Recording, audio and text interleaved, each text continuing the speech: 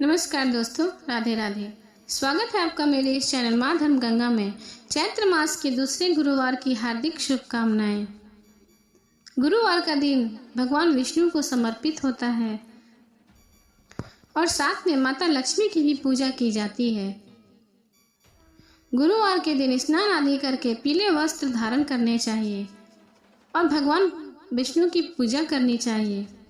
इस दिन भगवान विष्णु को पीले फूल, पीले प्रसाद का भोग लगाना चाहिए और उसके बाद विष्णु भगवान की आरती करनी चाहिए। इससे विष्णु भगवान खुश होते हैं और मनोवांछित फल देते हैं। गुरुवार के दिन बृहस्पतिवार की व्रत कथा जरूर सुननी चाहिए। बृहस्पतिवार कथा कुछ इस प्रकार है। प्राचीन काल में एक ब्राह्मण रहता था। वह बहुत निर्धन था। उनकी कोई संतान नहीं थी। उसकी स्त्री बहुत मलिनता के साथ रहती थी। वह स्नान नहीं करती थी, किसी देवता का पूजा नहीं करती थी। इससे ब्राह्मण देवता बड़े दुखी रहते थे। बेचारे बहुत कुछ कहते किंतु उसका कुछ परिणाम न निकलता। भगवान की कृपा से ब्राह्मण की वो स्त्री रूपी कन्या रत्न पैदा हुई।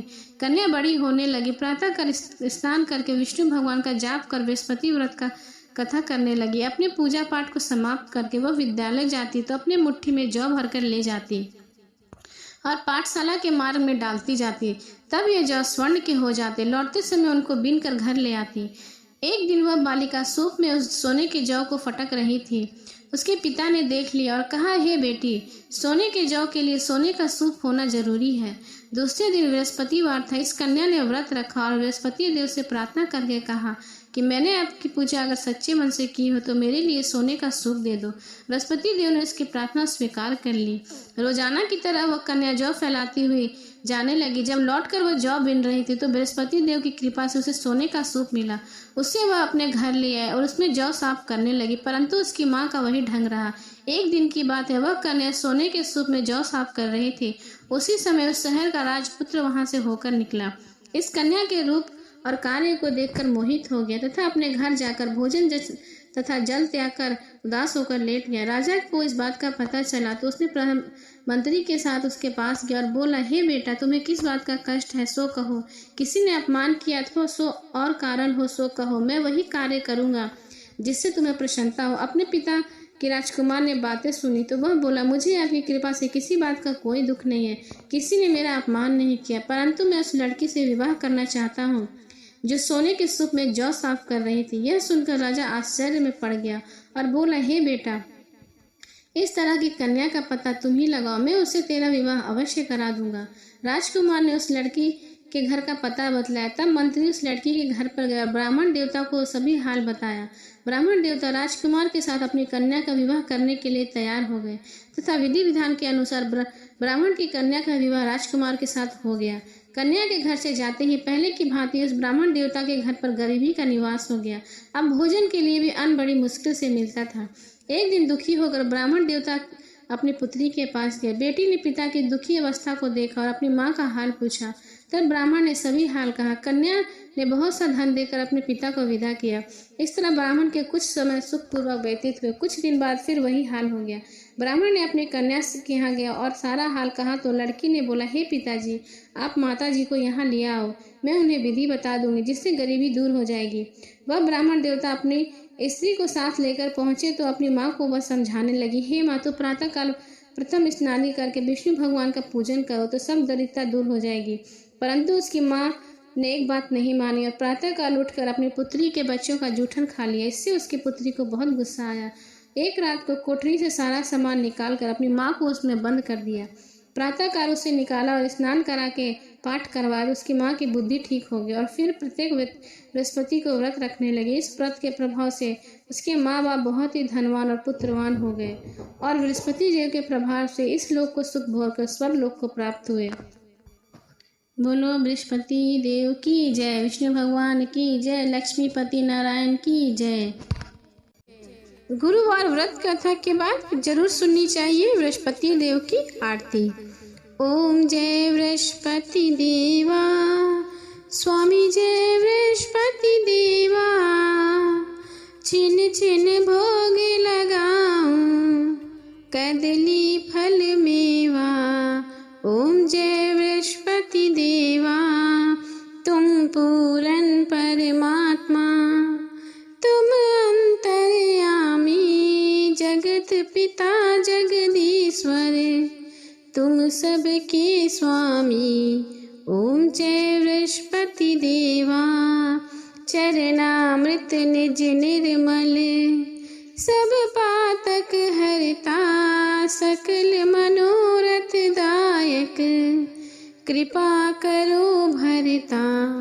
ओम जय बृहस्पति देवा तन मन धन अर्पण कर जो जन शरण पड़े प्रभु प्रकट तब होकर आकर द्वार खड़े। ओम जय बृहस्पति देवा दीन दयाल दयानिधि भक्तन हितकारी पाप दोष सब हरता भव बंधन हारी। ओम जय बृहस्पति देवा सकल मनोरथ दायक सब संशय तारो विषय विकार मिटाओ संतन सुखकारी। ओम जय बृहस्पति देवा जो कोई आरती तेरी प्रेम सहित गावे ज्येष्ठानंद बन सो निश्चय ही पावे। ओम जय बृहस्पति देवा ओम जय बृहस्पति देवा स्वामी जय बृहस्पति देवा छिन छिन भोग लगाऊं कदली फल मेवा। ओम जय बृहस्पति देवा स्वामी जय बृहस्पति देवा। प्रेम से बोलिए विष्णु भगवान की जय। अब सुने विष्णु भगवान की आरती। ओम जय जगदीश हरे स्वामी जय जगदीश हरे भक्त जनों के संकट क्षण में दूर करे। ओम जय जगदीश हरे जो ध्यावे फल पावे दुख बन से मन का सुख संपत्ति घर आवे कष्ट मिटे तन का। ओम जय जगदीश हरे मात पिता तुम मेरे शरण गहूँ किसकी तुम बिन और न दूजा आस करूं जिसकी। ओम जय जगदीश हरे तुम पूरन परमात्मा तुम अंतर्यामी पार ब्रह्म परमेश्वर तुम सबके स्वामी। ओम जय जगदीश हरे तुम करुणा के सागर तुम पालन करता मैं मूर्ख खल कामी कृपा करो भरता। ओम जय जगदीश हरे तुम हो एक अगोचर सबके प्राणपति किस विधि मिलूं दया में तुमको मैं कुमति। ओम जय जगदीश हरे दीन बंधु दुख हरता तुम ठाकुर मेरे अपने हाथ उठाओ द्वार पड़ा तेरे। ओम जय जगदीश हरे विषय विकार मिटाओ पाप हरो देवा श्रद्धा भक्ति बढ़ाओ संतन की सेवा। ओम जय जगदीश हरे तन मन धन अर्पण कर जो जन शरण पड़े तुझको तेरा अर्पण क्या लागे मेरा। ओम जय जगदीश हरे जगदीश्वर जी की आरती जो कोई नर गावे कहत शिवानंद स्वामी मन वांछित फल पावे। ओम जय जगदीश हरे स्वामी जय जगदीश हरे।